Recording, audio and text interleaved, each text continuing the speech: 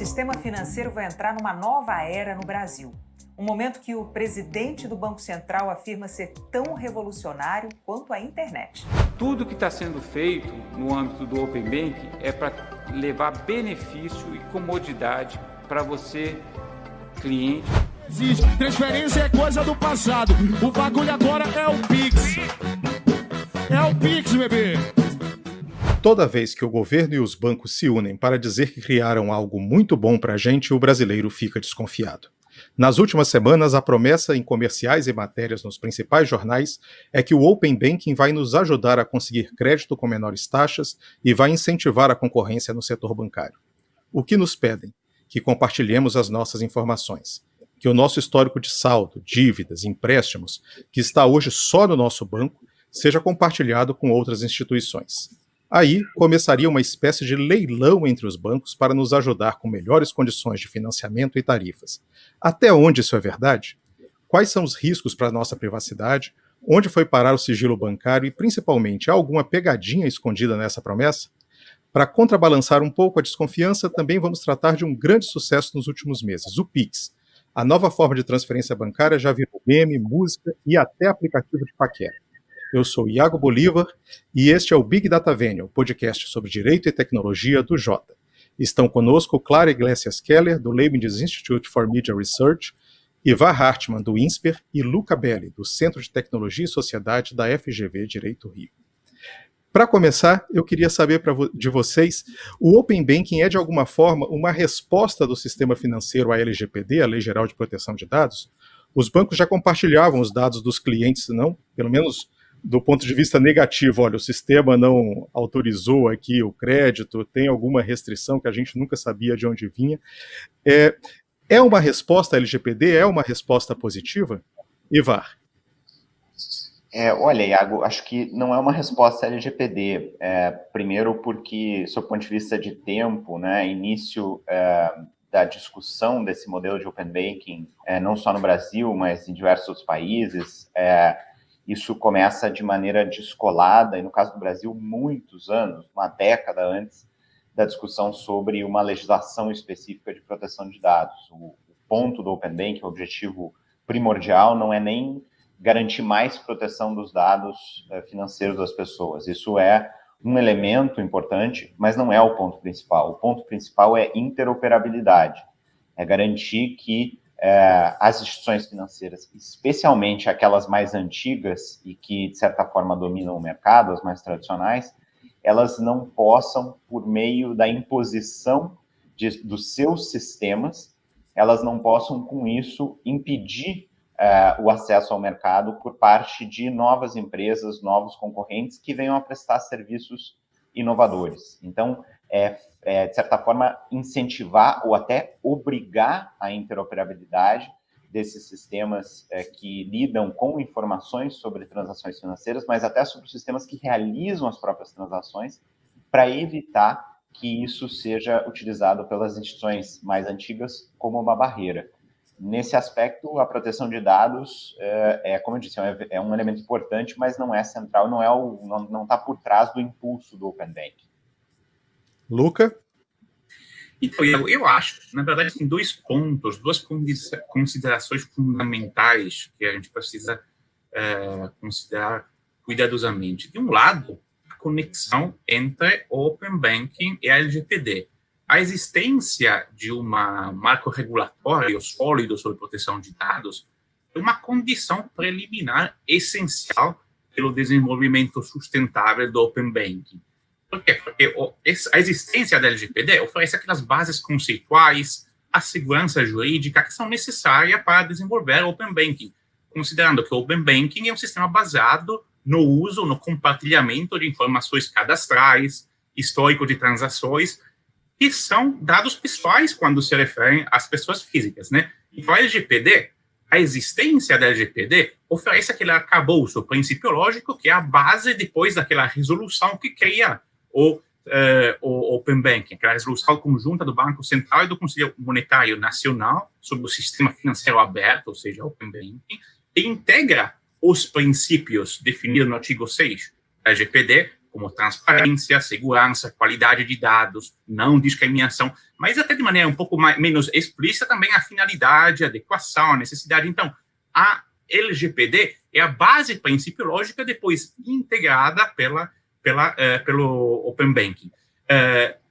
Porém, essa base principiológica é condição, ao meu ver, essencial, mas não suficiente para o desenvolvimento do Open Banking, porque, na verdade, o Open Banking é como se fosse uma internet do sistema financeiro. Ou seja, é uma estrutura aberta, definida por padrões técnicos comuns, com o objetivo de facilitar a troca de dados, a interoperabilidade de informações, de serviços, e estimular a inovação nas pontas. Exatamente como a internet. Mas a diferença é que a internet é uma rede de objetivo geral, suporta qualquer tipo de aplicativo de inovação. Open Banking é um sistema aberto criado pelos serviços bancários.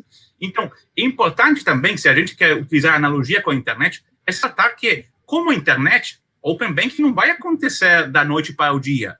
Vai tomar muito tempo. É preciso não somente desenvolver essa arquitetura técnica com padrões técnicos comuns, não somente ter uma segurança jurídica, mas também depois é preciso que os desenvolvedores comecem a construir serviços, inovações, aplicativos em cima dessa estrutura, mas também que os usuários comecem a usar esses serviços, compartilhar seus dados e ter confiança nesse sistema novo. E os nossos dados estão mais seguros num sistema como o Open Banking, Clara? Olha, Iago, eu vou pegar a pergunta inicial. Eu estou mais do lado não sei, acho que estou meio que entre Vari e entre Luca. Eu não acho que o Open Banking é uma resposta à LGPD. Eu acho que essas discussões, até legislativas, correram em paralelo durante algum tempo, se comunicaram, e eu acho que os rastros disso estão até na própria LGPD. Mas eu acho, aí já respondendo sua pergunta, como Luca, eu acho que a discussão, da forma como ela se apresenta hoje, certamente está conectada, né? Porque a LGPD, dela é preparar mesmo o nosso cenário de proteção de dados para a evolução de discussões que já começaram há muito tempo, mas que estão se dando no contexto tecnológico atual, né? Que é algum contexto de uso de dados em massa mesmo, para fins diversos. E aqui hoje a gente vai falar de serviços bancários, para fins de cálculo de crédito e tudo mais. Os nossos dados estão mais seguros no contexto do Open Bank atual? Isso vai depender, né, de como a gente observa a LGPD, né, e de como os serviços que vão ser implementados e regulados vão estabelecer aí as medidas necessárias de segurança da informação. Mas acho que é a nossa conversa hoje. E em meio a todas essas possibilidades positivas aí do Open Banking, existe alguma pegadinha? A gente tem que ficar de olho, o usuário do sistema bancário tem que ficar preocupado em compartilhar os dados por meio desse novo sistema, Luca? E precisamos traçar uma distinção entre o ideal e a realidade. A premissa do Open Banking em si é ótima. Permitir a qualquer player do mercado de oferecer produtos baseados no seu conhecimento do consumidor, os serviços são medidas, são adequados às necessidades de qualquer consumidor, aumenta a competição, as taxas são reduzidas, e tudo isso num ambiente seguro no qual o consumidor tem controle sobre dados. Esse é um cenário ideal. Porém, esse cenário depende da implementação correta do sistema e também da adesão do consumidor. Então, a propósito desse último ponto, é essencial considerar que o consumidor, nesse momento, sobretudo no Brasil, é plenamente consciente que o nível de fraude, de golpe, de ciberataque é gigantesco. Então, a confiança do consumidor nesse sistema vai ser, a meu ver, um problema. Tem uma enorme dificuldade a gerar confiança nesse sistema. Aqui, a LGPD, para voltar ao ponto precedente, se torna um aliado valioso, porque define aqueles princípios, não somente do processamento com transparência, finalidade, mas também segurança. O princípio de segurança do artigo 6, na verdade, é também uma obrigação. Então, qualquer participante desse sistema de Open Banking vai ter a obrigação, artigo 46, da LGPD de tratar os dados adotando medidas de segurança técnicas e administrativas. E também a LGPD cria responsabilidade para aqueles agentes, seja o controlador, o operador, que pode gerar danos. Então, a LGPD é um aliado muito valioso nesse sentido para gerar um ambiente de confiança. Juntas, a LGPD, aquela resolução conjunta sobre Open Banking, criam, em teoria, as condições ideais. Porém, essa é a teoria. Na prática, ainda não conhecemos quais são os riscos, porque o sistema está sendo criado agora, ainda não existe, e também, junto com a inovação das demais fintech, podemos pensar que também as potenciais gambiarras para burlar o sistema ainda estão sendo na fase de concepção. Então, a inovação, nesse sentido, ainda está sendo criada. Então, precisamos esperar a implementação do sistema para entender. Pensando nessa interação entre o sistema, a abertura do sistema com os dados dos correntistas e clientes e o próprio sistema de regulação do Banco Central, o Open Banking é a segunda promessa recente de que os dados vão permitir mais concorrência, os dados vão permitir vantagens para os correntistas. A primeira promessa foi o cadastro positivo, né? Você vai ter a possibilidade de compartilhar os dados, se você é um bom pagador, os bancos vão saber que você é um bom pagador, mas isso, de certa forma, é uma lógica, eu não sei se complementar ou contrária à lógica do Open Banking, porque no cadastro do bom pagador, você pode pedir para os seus dados não estarem lá. No Open Banking, você pede para os seus dados estarem. Essa lógica do opt-in é mais segura? Essa lógica do Open Banking? E como essas duas lógicas do Open Banking e do cadastro positivo se complementam?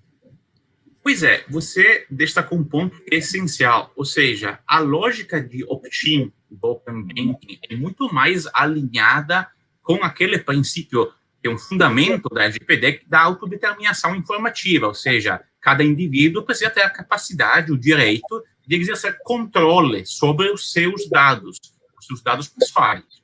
Assim, a principal premissa do Open Banking é que qualquer compartilhamento de dado pode acontecer somente quando o consumidor titular de dados desejar esse compartilhamento com as instituições que o consumidor escolher. Então, essa lógica de opt-in é basicamente a antítese da lógica de opt-out do cadastro positivo, no qual o tratamento é basicamente automatizado, a coleta de dados pelos bureaus é automatizada, e os consumidores somente podem escolher com uma atividade delas, então, proativamente, de sair desse sistema. Mas, na verdade, o consumidor, na maioria dos casos, nem sabe que os seus dados estão sendo coletados. Então, apesar de ser uma lógica completamente antitética, opt-in, opt-out, e também uma lógica antitética no sentido de transparência da LGPD, que também é promovida pelo Open Banking, e do outro lado, total opacidade, que é promovida pelo cadastro positivo. Legalmente,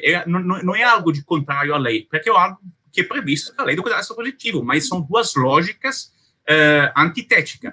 Ao meu ver, a lógica do Open Banking é também particularmente interessante, porque não somente se baseia no consentimento, portanto, na vontade individual, mas também vai um pouco além, estabelece um limite máximo temporário pelo consentimento de 12 meses. Essa é uma granularidade que é bem interessante, porque o consentimento não é para a vida toda. Eu cliquei uma vez e você pega os meus dados, e no máximo por 12 meses. E também é importante ressaltar que esse fluxo do consentimento é padronizado, ou seja, o usuário vai se autenticar no banco, no seu próprio banco, depois na fintech ou no outro banco, depois vai ter que confirmar essa autenticação. Então, teoricamente, o sistema parece muito bem concebido. Essa granularidade é no sentido de um sistema usuário-cêntrico, no qual é o usuário que está no controle, que claramente é a antítese do sistema do cadastro positivo, que é basicamente um grande rodízio de dados pessoais, no qual o titular de dados nem sabe que um prato principal são os seus dados.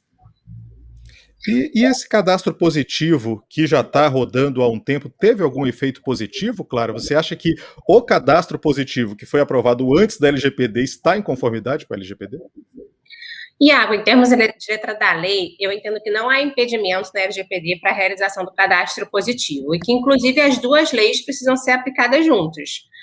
Teve uma polêmica, sim, em torno da questão do opt-out, né, desde que a Lei Complementar 116 de 2019 mudou, né, do opt-in para opt-out, mas eu acho que esses debates posam um peso desproporcional na questão do consentimento, né, o que, aliás, é uma coisa que acontece bastante em discussões em matéria de proteção de dados, e menos em medidas de segurança, de governança e tudo mais. Né? Então, em termos de bases legais, o artigo 7º traz como uma dessas bases para o tratamento de dados a proteção do crédito, está no inciso 10. Talvez isso seja até um sinal, né, de como essas discussões legislativas aconteceram em paralelo. Uma série de medidas necessárias ao tratamento de dados de uma forma legal, legítima, né? Então, ela fala em transparência, em segurança da informação, observação de finalidade, proporcionalidade da coleta. Então, eu acho que além do que esses sistemas de opt-in ou de opt-out representam em termos de consentimento, né, eu acho que essa questão foi dirigida pela redação do artigo 7º, para que o cadastro positivo esteja em conformidade com a LGPD, com o ordenamento jurídico brasileiro, é preciso que ele cumpram todos esses requisitos de governança mesmo. E aí que fica bem desafiador por alguns motivos, né? Tem que ter uma série de salvaguardas técnicas implementadas, que garantam que esses dados são tratados com o máximo de segurança possível, né? Tem um compromisso com respeito ao tipo de informação que está sendo coletada e utilizada, né? Tem que haver um jeito de garantir que esses dados não estão sendo combinados com outros em paralelo, comportamento em redes sociais, né? Indo para a primeira pergunta, cabe também uma reflexão sobre os efeitos positivos. Esse ano, o Bacen publicou um relatório sobre os benefícios do cadastro positivo, que destaca a expansão do crédito e que fala lá que novos tomadores de crédito que estavam no cadastro positivo tiveram, na média, uma redução de 31 pontos percentuais na taxa de juros anual cobrada no crédito pessoal não consignado. É um dado importante, né? Mas não é o único dado que importa. Houve uma expansão de crédito, houve uma diminuição aí, para quem? Né? A primeira pergunta que eu me faço, para quem que o crédito foi expandido, para quem que a taxa de juros diminuiu, e também a que custo para direitos e dados pessoais, né? Para a gente saber se esse benefício é proporcional, né, ao que ele compromete, aos direitos que estão potencialmente em riscos.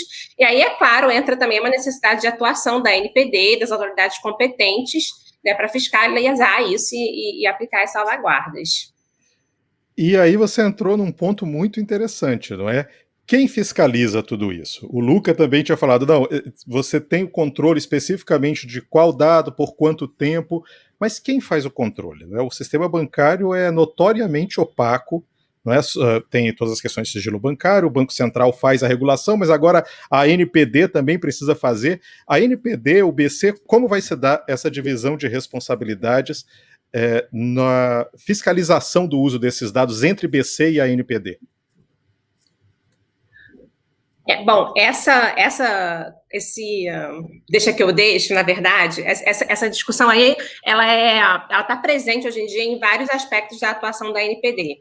A ANPD, a gente já sabe, antes da ANPD ser criada, antes da LGPD, o Brasil já tinha uma legislação de proteção de dados difusa, né, esparsa em leis diferentes e tudo mais, mas já existia, né, e existe ainda, essa legislação ainda se aplica, já haviam outras autoridades competentes para aplicar essas leis em outros âmbitos, mas a LGPD dá à ANPD o mandato para centralizar essas competências, né, e até para administrá-las, né, para criar acordos de cooperação com autoridades competentes e tudo mais, justamente para delimitar aí em que termos essas competências possivelmente concorrentes, mas queremos pensar são complementares, de que forma que elas vão funcionar na prática, né? Então, não sei o que o Luca e o Ivar acham, mas eu acho que está centralizado ali na ANPD para fazer esse jogo com as outras autoridades.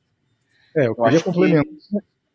Eu queria até para você comentar, e essa bola dividida aí, sempre que coloca o Banco Central entra de caneleira nessa dividida. A gente já tem uma bola dividida clássica aqui no Brasil, que é entre a possibilidade de regulação do Banco Central e a atuação do PROCON.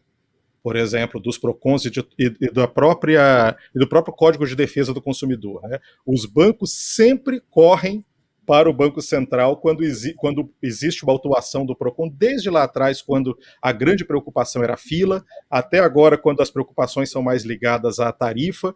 Os bancos sempre correm para o Banco Central, alegando que um PROCON estadual de algum lugar não pode determinar uma lei de fila, quem faz isso é o Banco Central, que questões de tarifa não podem ser tratadas no direito do consumidor, mas do Banco Central, sempre correm para o Banco Central. Pode acontecer esse movimento agora de novo de, olha, a NPD está dizendo isso, olha, mas isso aqui trata de sigilo bancário, isso aqui trata, então vamos ficar aqui no Banco Central que nós estamos mais seguros.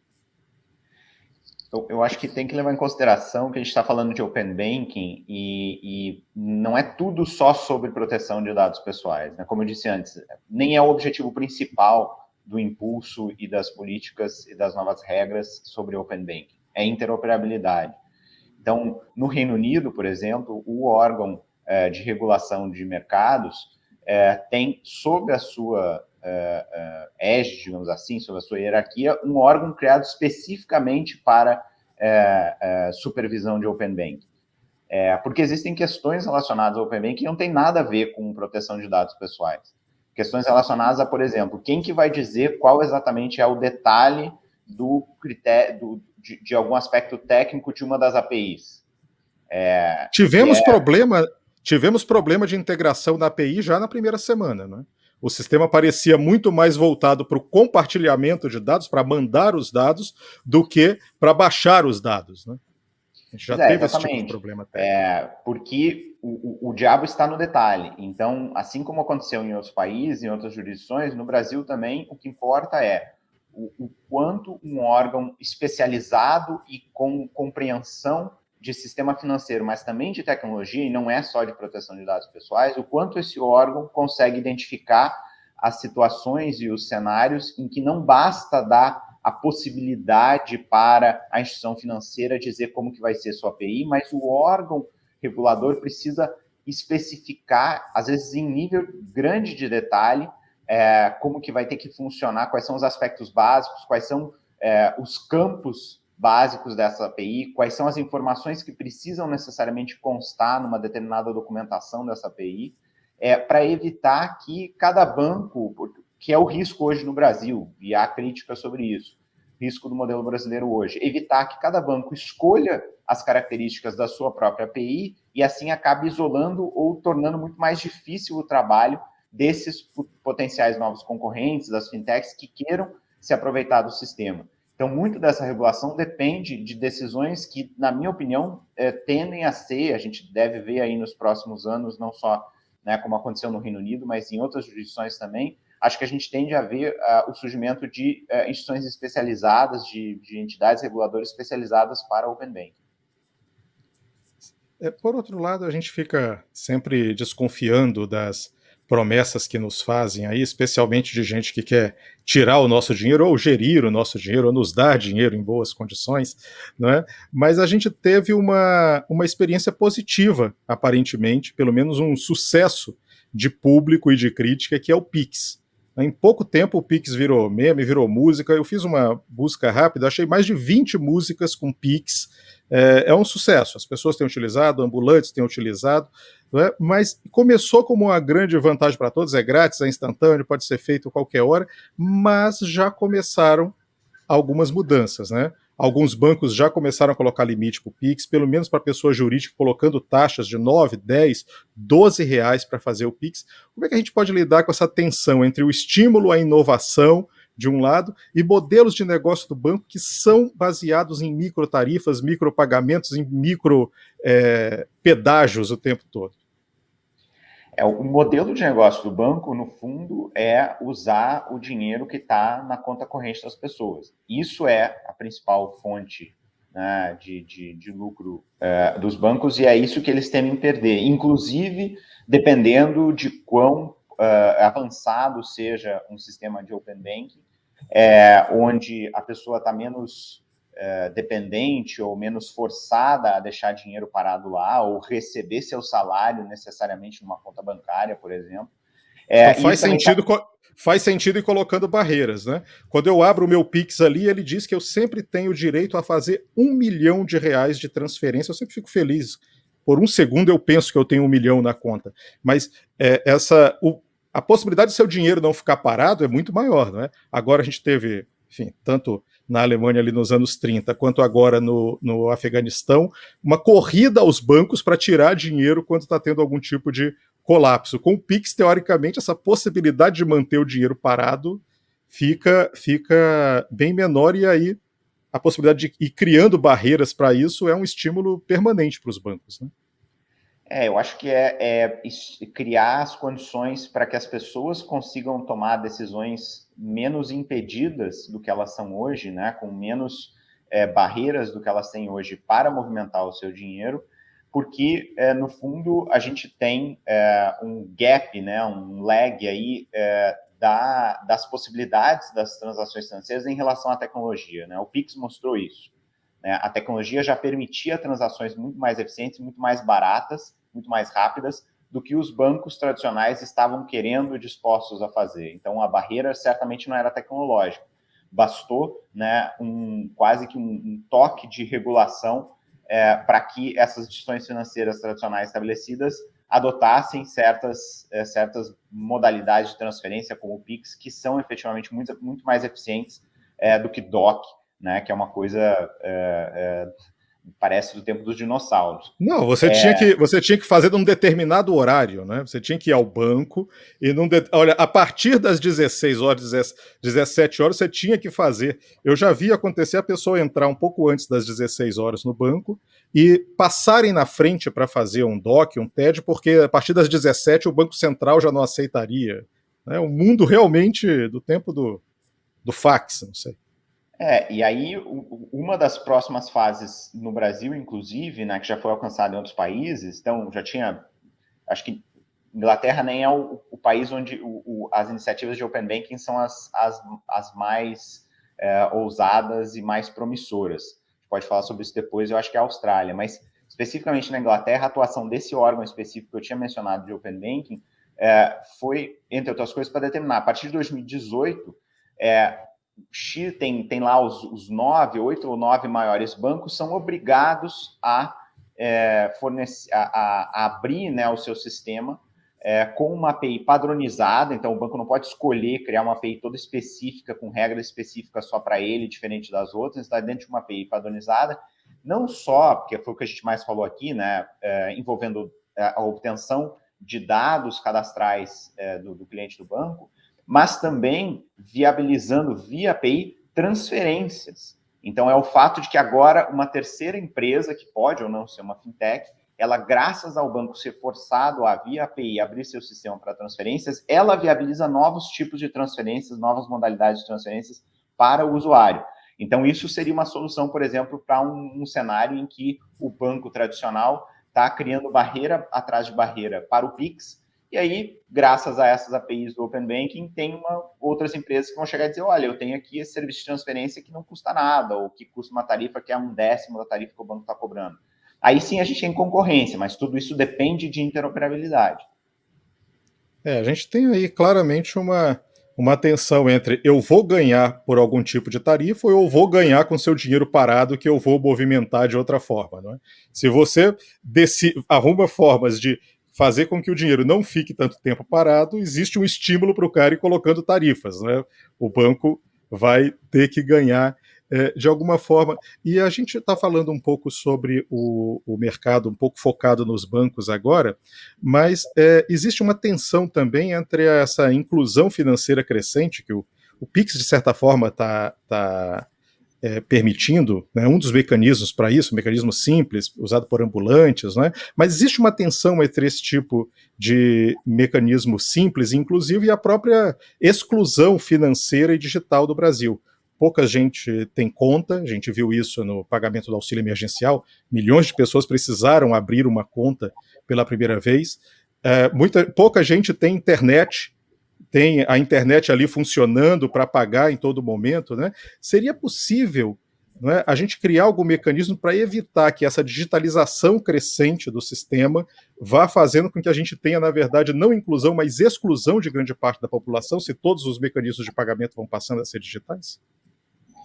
Esse é um problema que aí acho que não está relacionado necessariamente apenas à interoperabilidade e o quão boa é essa regulação sobre o sistema financeiro, porque diz respeito a níveis diferentes, e no caso do Brasil, embora esteja muito melhor do que há 10 anos atrás, a gente efetivamente tem crescido, níveis diferentes de penetração da internet numa determinada sociedade, num determinado país. Então, acho difícil a gente esperar, né, que o acesso a novos serviços financeiros digitais vai ser tão amplo no Brasil, em comparação com um país onde não só a penetração da internet é maior, mas também a qualidade e o preço do acesso é menor. Então, difícil imaginar, por exemplo, que a gente vai ter o mesmo leque de opções de serviços financeiros digitais tão bem implementado, tão amplo quanto, por exemplo, uma Coreia do Sul, enquanto, né, a comparação, sob o ponto de vista da infraestrutura das duas de acesso à internet é muito diferente. Agora, o que é curioso em relação a isso foi uma das principais conclusões de um paper que publiquei no ano passado sobre pagamentos digitais no Brasil, é que quando a gente compara os níveis de penetração da internet, qualidade, número de horas na internet, parcela da população em redes sociais com o Brasil e China, por exemplo, e aí olha para o quão maduro está esse mercado de pagamentos digitais, o Brasil está atrás do que a gente esperava. Então, mesmo que a gente levasse em consideração a exclusão digital que existe no país, que hoje já é menos ruim do que foi, mas ainda existe, ainda assim, comparado a países como China, Índia, por exemplo, o Brasil está atrás em relação a pagamentos digitais. Né? O alcance dos pagamentos digitais para diferentes parcelas da população, a frequência do uso, o volume de transações é menor do que se esperaria no Brasil, considerando o nosso nível de penetração da internet. Então, isso pode ter razões diferentes para explicar, a gente teve dificuldades para entender o porquê disso, mas claramente, né, um espaço para atuação das fintechs e é um espaço para atuação dos órgãos reguladores para identificar, claro, não aquelas barreiras relacionadas ao acesso, mas aquelas barreiras relacionadas justamente à falta de concorrência no sistema financeiro. Aí entram alguns fatores, não é? Parte dos planos de celular, os planos mais baratos, os planos de pré-pagos, são muito focados em redes sociais no Brasil. Né? O seu plano acaba, mas você continua com rede social, mas poucos bancos dão o acesso à internet gratuito. E, por outro lado, tem o mesmo, a pessoa tem rede social, mas não tem uma conta bancária.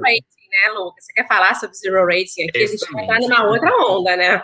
Não, mas eu acho que esse é um ponto essencial que vale a pena destacar, ou seja, a conexão que temos entre os habilitadores dos serviços bancários, como acesso à internet, e também o fato de que não podemos... No Brasil, apesar de ter tido uma evolução muito positiva do acesso à internet, cabe destacar que a maioria das pessoas consideradas como conectados não são, de fato, conectados a toda a internet. São conectados permanentemente aos aplicativos de zero rating, redes sociais, e o custo para ser conectado a todo o resto é extremamente elevado. Aqui, o Banco do Brasil entendeu esse ponto muito bem. Eu acho que o Banco do Brasil é a única autoridade brasileira que entendeu esse ponto muito bem e demonstrou isso ano passado, quando 2 dias depois do WhatsApp lançar o WhatsApp Pagamento, suspendeu o WhatsApp Pagamentos. Por quê? Porque eles entenderam muito bem que se esse WhatsApp Pagamento tivesse sido lançado antes do Pix, teria tido aquela vantagem do first comer, da primeira pessoa que chega no mercado, além da vantagem de ser o único aplicativo que todo mundo utiliza. Então, o Pix teria sido inútil. Ou seja, todo o esforço que foi feito para garantir um instrumento de pagamento público que todo mundo pode utilizar interoperável teria sido completamente inútil, porque o WhatsApp teria tido uma vantagem impossível para colmatar. Então, essa ação do Banco Central foi extremamente inteligente. Do Banco Central, não do Banco do Brasil.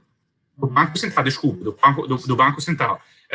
Foi extremamente inteligente porque eles regulamentaram, evitaram aquela distorção que, por exemplo, temos em muitos outros setores agora, que são 5 anos que essas práticas de zero rating são aceitas, porque com o intuito de preservar um ambiente competitivo, seguro, mas também para evitar aquela concentração de dados pessoais que teria sido evidente no caso em que somente o WhatsApp pagamento tivesse sido o primeiro. Nesse sentido, nesse momento, não tem um único player que conseguiu concentrar todos os dados pessoais. São distribuídos, tem competição, tem segurança.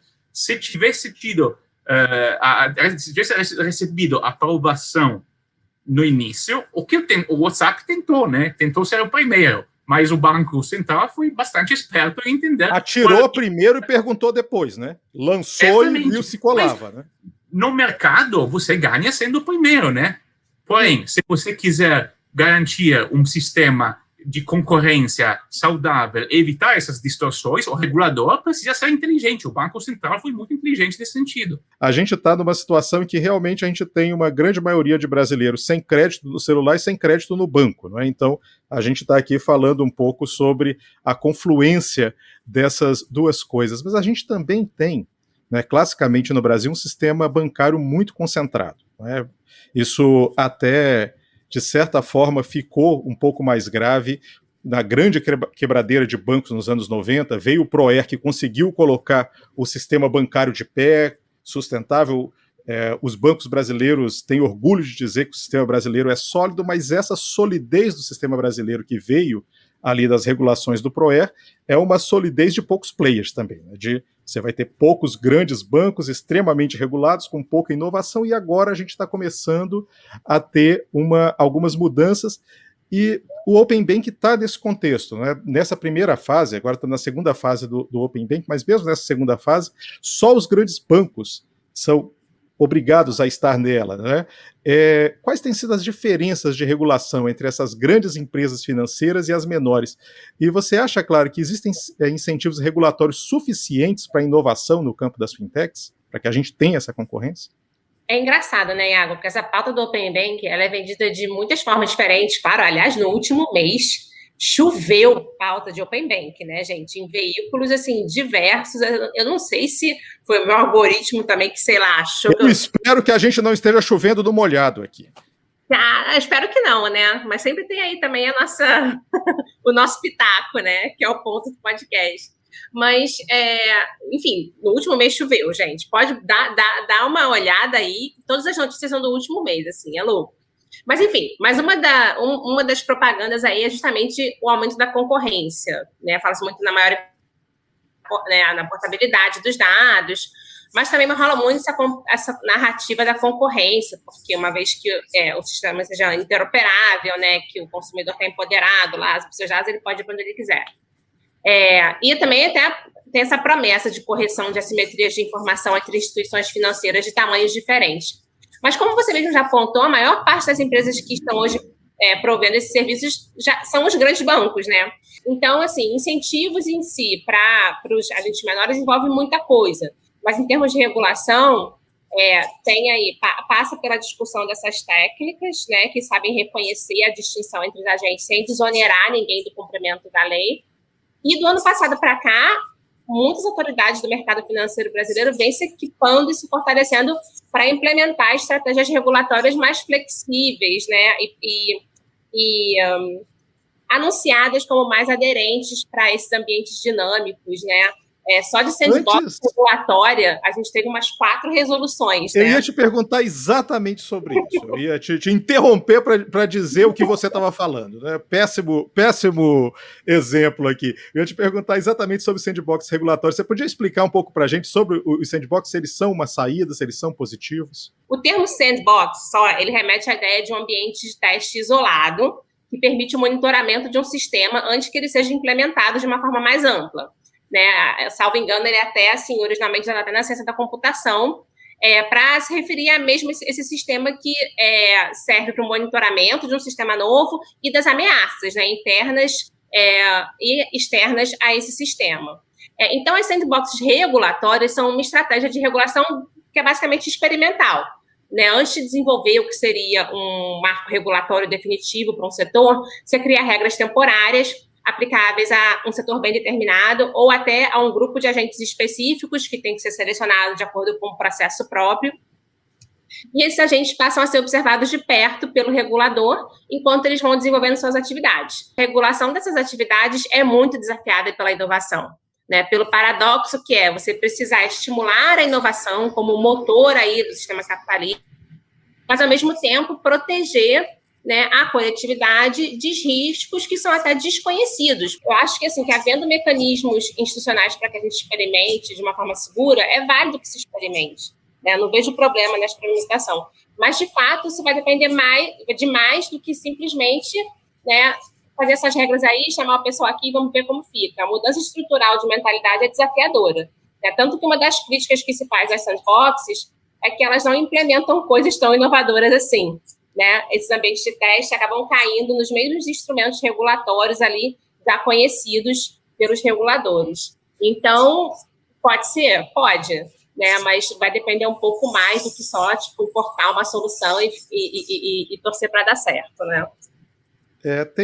Dentro da regulação tem umas outras questões de regulação que estão bem fora aqui do Open Banking, mas que são, por exemplo, as questões de antitrust, por exemplo, de monopólio, oligopólio, concentração de mercado. Estamos entrando mais no CAD, porque a gente tem várias fintechs, mas grande parte dessas fintechs são spin-offs dos próprios grandes bancos, né? O cara cria um concorrente para ele mesmo, para concorrer com o outro, então você vai tendo, na verdade, uma aparência de maior concorrência, e na verdade você tem o cara com uma outra máscara e uma outra, e assim por diante. Mas essa estrutura de poder, ela pesa ainda, gente. É só a gente ver, vamos fazer um outro episódio para a gente ver essas questões. Por exemplo, essas negociações de link tax, né? Como na hora de discutir medidas regulatórias, como na hora de discutir modelos de negócio e tal, pesa o tamanho dos players pré-existentes, né? Dos players consagrados e tal. Foi ótimo, a gente tem muitos fios e muitas threads para a gente puxar nos próximos programas. Eu queria agradecer muito a presença do Ivar, do Luca e da Clara. Agradecer você que nos assistiu até agora, convidar você a nos seguir no YouTube do Jota, dá um like nesse vídeo se você gostou e está aqui até agora, e nos seguir na sua plataforma de áudio favorita. Procura Big Data Vênia, a gente está em todas as principais plataformas. Eu sou o Iago Bolívar do Jota, este é o Big Data Vênia, o podcast de Direito e Tecnologia do Jota, com edição de áudio e vídeo de Raoni Arruda.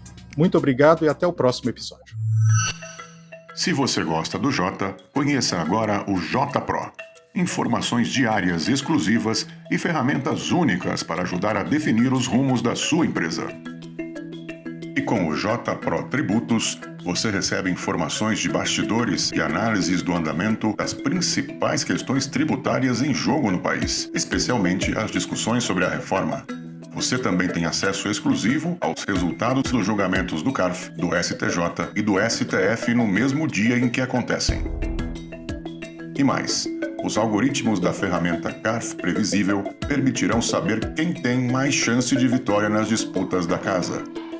São informações que podem valer milhões de reais para a sua empresa a um clique de distância. JPro. Não tome decisões no escuro. Acesse www.j.info/pro e conheça mais.